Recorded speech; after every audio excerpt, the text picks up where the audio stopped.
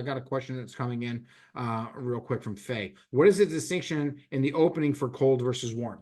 Right. I love this. So the difference is on a cold call, they're not raising their hand. That's what makes it cold.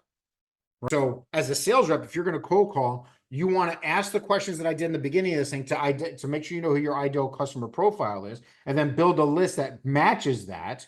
Right. So the example I like to give in this is if I want to go bass fishing, I'm not going to go to Salt Lake because there's no bass in there.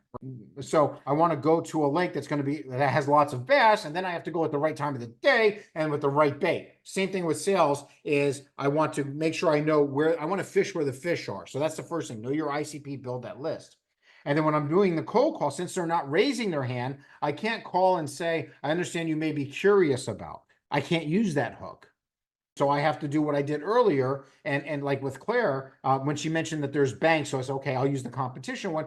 Hi, so this is, I do my introduction. I say my name, I say my company. I slow that part down a little bit because I don't want to go too fast. Some of you are going to be a little nervous when you're doing this, so you might go a little too fast. And if you go too fast, if your cadence is too quick, they're gonna stop you. They're gonna interrupt you. They're gonna, I'm sorry, who are you again? And what company are you with?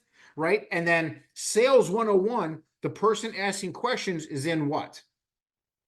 The person asking questions is in what? Everybody should have been taught this on the first day of their sales, the very first sales job. The person asking questions is in control.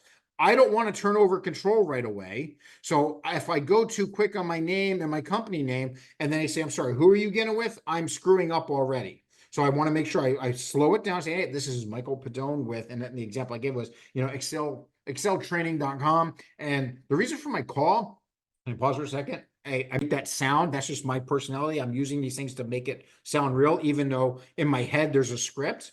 Right? I go, the reason for my call, we recently helped, and then I would name the bank I recently helped to do XYZ for them. And there's a chance I could help you too. I just need to ask you a few questions first. Sure. Would that be okay? So very non-threatening. That's the cold call.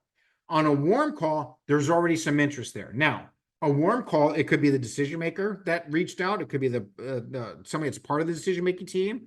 The difference there, by the way, if they're part of the decision-making team, it means you need and want their vote, but their vote alone doesn't get the deal done. There's somebody else that also has to say yes. So that's how you know that they're part of the decision-making team.